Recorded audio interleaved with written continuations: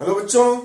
बच्चों आज science class 10th chapter आपका इलेक्ट्रिसिटी और उसका एक सबसे इंपॉर्टेंट आप कह सकते हैं टॉपिक आज जो हम करेंगे उसमें वो ये टॉपिक है।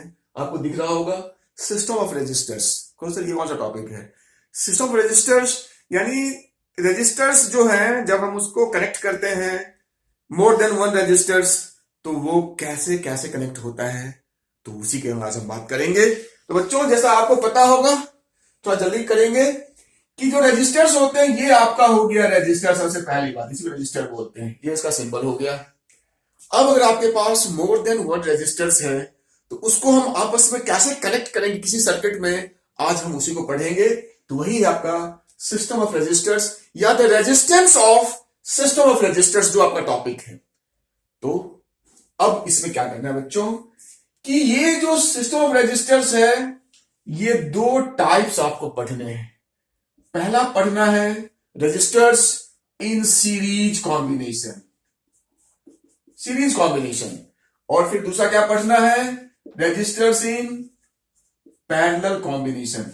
आज हम इन दोनों टॉपिक को समझेंगे कि सीरीज कब होता है, पैरेलल कब होता है, और सीरीज में हम कैसे निकालते हैं नेट रेजिस्टेंस, यानी बहुत सारे हमने जोड़ दिए सीरीज में तो उसका टोटल रेजिस्टेंस क्या होगा, वही है आपका सिस्टम ऑफ रेजिस्टर्स का इक्विवेलेंट रेजिस्टेंस।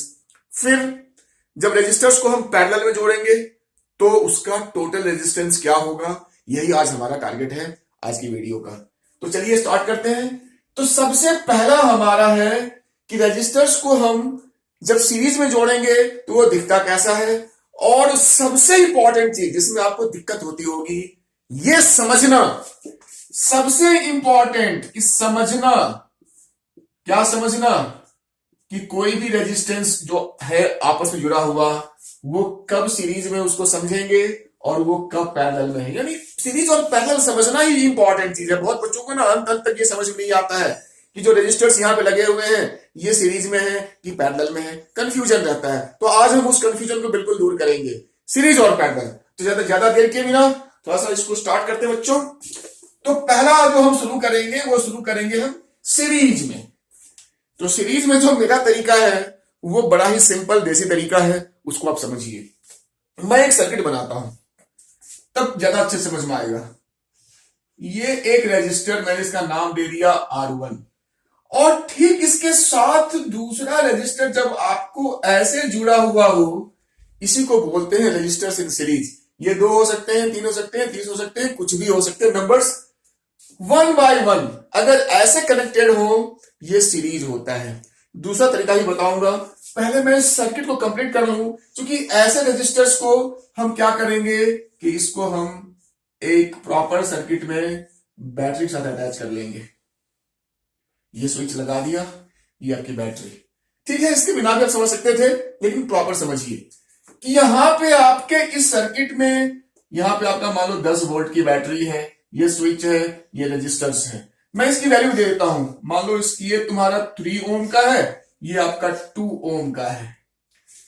तो पहली बात कि ये दोनों रेजिस्टर्स सीरीज में है कि पैरेलल में है, ये कैसे समझेंगे। तो जैसा मैंने कहा था कि एक के बाद दूसरा अगर ऐसे हो तो दिख रहा है ये सीरीज में है। फिर भी अगर कंफ्यूजन हो तो मेरा देसी तरीका है।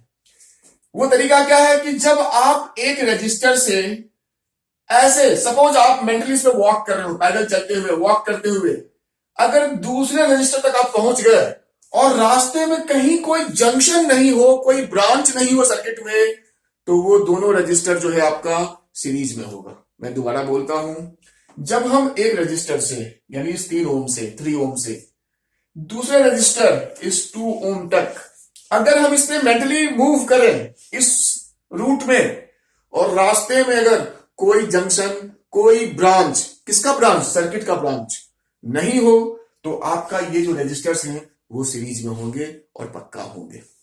बुक में क्या होता है, when the current is same, तो भाई ठीक है, उनका अपना तरीका है।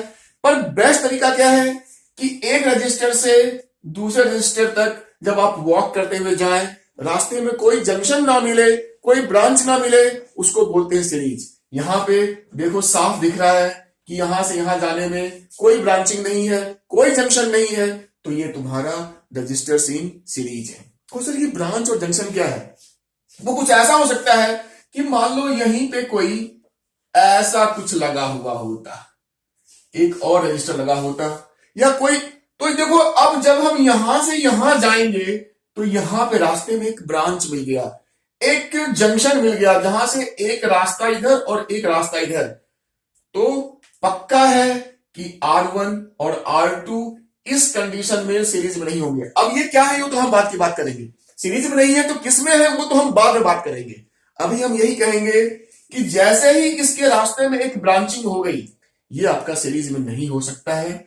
सीरीज में होने के लिए इसका बिना किसी ब्रांच का एक दूसरे से कनेक्शन होना चाहिए। यही आपका सीरीज का है फंडा, ठीक है।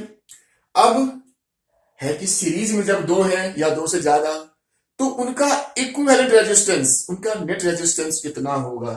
तो उसका फॉर्मूला है total R equals to R1 plus R2। अगर एक और होता इसमें तो प्लस R3 करते, जो भी सीरीज में है वो सिंपली ऐसे ऐड हो जाएंगे। तो इस एग्जांपल के हिसाब से 3 + 2, तो ये आपका 5 ओम। इस सर्किट का जो रेजिस्टेंस है आपका 5 ओम हो गया। और मैं थोड़ा सा आपकी सहूलियत के लिए मैं करंट भी निकाल देता हूं कि करंट क्या होगा। तो हमें पता है फ्रॉम ओम्स लॉ, जो मैंने आपको अभी पिछली वीडियो में करवाया था ना, ओम्स लॉ, तो V होता है I इंटू R। तो वहां से I हो गया V/R। V मेरा देखो इस सर्किट में मैंने 10 लिया था 10, और R मेरा 5, तो 2 एम्पियर। आपका करंट भी निकल गया 2 एम्पियर। तो बच्चों सिंपल यही आपका सीरीज का था, इससे ज्यादा कुछ भी नहीं है। दोबारा कहता हूं, जब एक रजिस्टर से आप दूसरे रजिस्टर तक बिना किसी ब्रांच के, बिना किसी जंक्शन के आप ट्रेवल कर सकते हो, मूव कर सकते हो, दोनों सीरीज में होंगे। बिल्कुल देसी तरीका, आप इसको याद कर लो। फॉर्मूला यहां आपको दिख रहा है R1 प्लस R2, 3 होते तो प्लस R3, 4 होते तो plus R4 and so on. और इस केस के हिसाब से जो मैंने यहां पे स्पेशल आपने लिया था समझाने के लिए, आपका ये 5 ओम 5 ओम टोटल रेजिस्टेंस इस सर्किट का हो गया। और मैंने आपको करंट भी निकाल के दिखा दिया, कौन से फॉर्मूला से? तो ओम्स लॉ से, जो कि हमने पिछले वीडियो में आपको सिखाया था। यही था आपका सीरीज का। अब फटाफट कर लेते हैं पैरेलल, कैसा दिखता है, उसको कैसे पहचानेंगे, अभी करते हैं। बहुत सारे बच्चों को सीरीज का फॉर्मूला, पैरेलल का फॉर्मूला तो पता होता है, पर जब क्वेश्चन करने की बारी आती है ना, तो सीरीज पैरेलल को डिसाइड ही नहीं कर पाते हैं कि सीरीज कैसा होगा, पैरेलल कैसा होगा।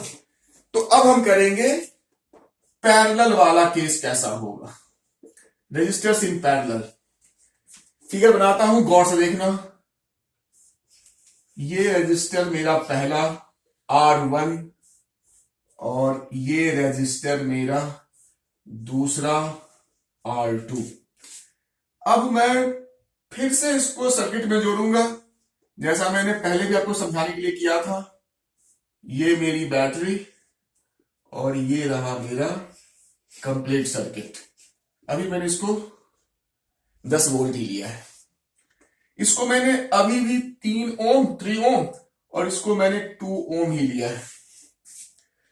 आप कहो सर ये तो सीरीज में नहीं है, क्योंकि आप क्या देखते हो, अगर मैं R1 से मैं R2 तक जाने की कोशिश करूं तो रास्ते में यहां पे एक ब्रांचिंग है, एक रास्ता इधर भी जा रहा है। अगर मैं इधर से भी कोशिश करूं तो इधर भी ब्रांचिंग है। तो हमारे सीरीज वाले डेफिनेशन या हमारे कंसेप्ट के अकॉर्डिंग ये दोनों जो रजिस्टर्स हैं, इसको मैं मिटा दूं थोड़ा सा, ये फिगर गंदा दिख रहा है। ये दोनों जो फिगर है रजिस्टर्स में, ये जो रजिस्टर्स हैं, ये दोनों सीरीज में तो पक्का नहीं है। तो सीरीज में नहीं है तो किस में होंगे? दो रजिस्टर्स अगर सीरीज में नहीं है तो किस चीज में होगा? किस में होगा? पैरेलल में होगा। गलत आंसर। पहली बात को सर ये आप क्या कह रहे हो? अगर दो रजिस्टर्स सीरीज में नहीं है तो हम क्या बोलते हैं, अरे वो तो पैरेलल में होंगे। ऐसा नहीं होता है। सीरीज में नहीं है तो ठीक है, देखना पड़ेगा, वो पैरेलल में हो सकते और नहीं भी हो सकते, उसका भी कंडीशन होता है पैरेलल का।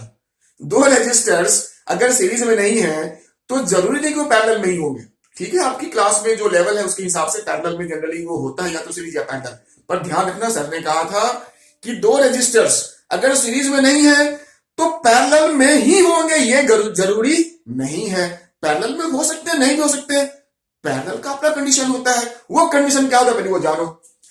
वो कंडीशन क्या है, वो देसी तरीका समझो कि दो रेजिस्टर्स जिसकी इसकी एक टांग ये हो गई, इसकी एक टांग ये हो गई, ठीक है, उसकी लेग्स, इसकी एक टांग ये है, इसकी एक टांग ये है। जब दो रेजिस्टर्स के दोनों टांगे कॉमन हो, किसी कॉमन पॉइंट पे आके मिले, तो वो आपका पैरेलल होता है। देसी तरीका, एक रेजिस्टर आपका ऊपर, उसकी दो टांगे, दूसरा नीचे, उसकी दो टांगे।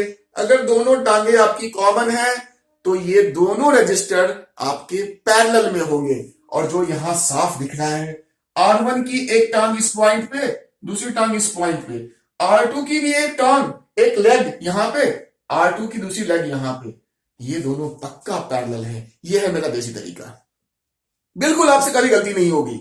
जिन भी दो रजिस्टर्स को आपको पैरेलल में करना है या देखना है, वो कंडीशन है कि उनके जो लेग्स हैं, उनके जो, उसको कैसे, तो इनके जो तुम्हारे ये जो कॉन्टैक्ट्स हैं, ये कॉमन होनी चाहिए, ऐसे बोलेंगे।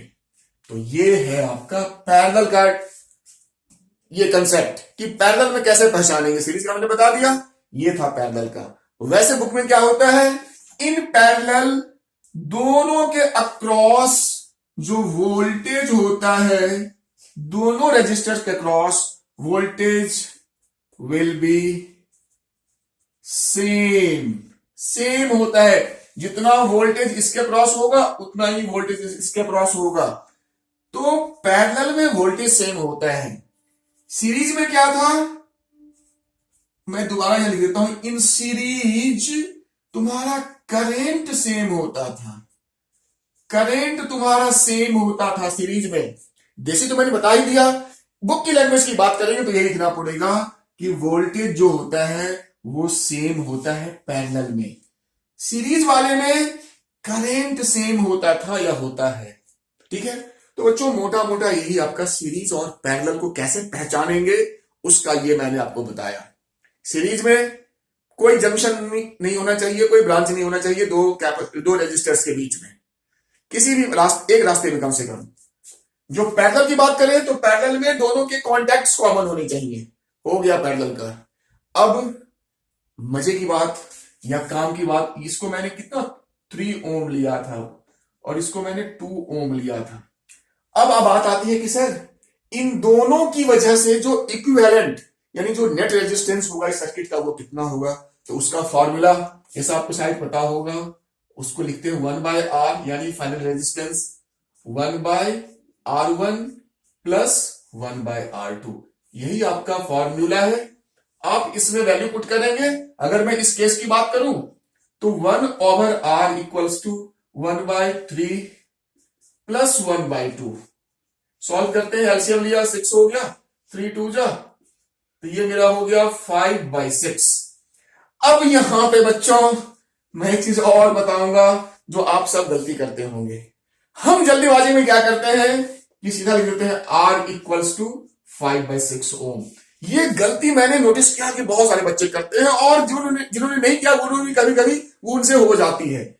ये 1/R अपना 5/6 है, हम जल्दीबाजी में इसी को रिजल्ट लिख देते हैं और यहां पे आपका सारा मेहनत बेकार हो जाता है। आपने जितनी मेहनत करके ये सब निकाला, पूरा समझा, फिर सॉल्व किया, लास्ट में निकलते लास्ट में गलती कर दी, कहानी खराब।